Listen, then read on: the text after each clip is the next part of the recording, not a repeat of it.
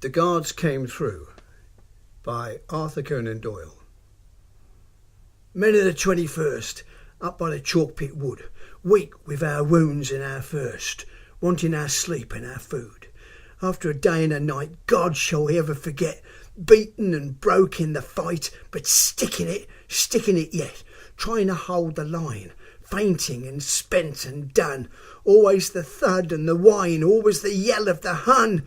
Northumberland, Lancaster, York, Durham and Somerset, fighting alone, worn to the bone, but sticking it yet.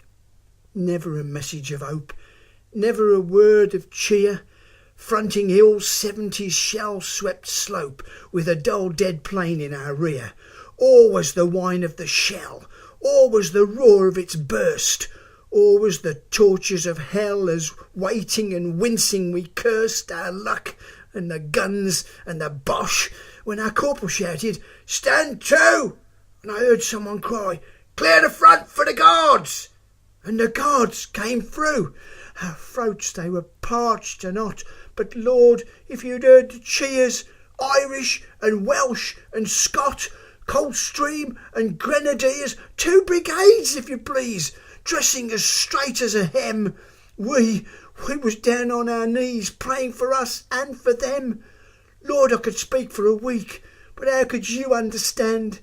How should your cheeks be wet? Such feelings don't come to you. But when can me or my mates forget when the Guards came through? 5 yards left, extend! It passed from rank to rank, line after line, with never a bend and a touch of that London swank, a trifle of swank and dash, cool as an own parade, twinkle and glitter and flash, flinching never a shade, with a shrapnel right in their face, doing their Hyde Park stunt, keeping their swing at an easy pace. Arms at the trail, eyes front. Man, it was great to see. Man, it was fine to do. It's a cot and an hospital ward for me, but I'll tell 'em in Blighty wherever I be.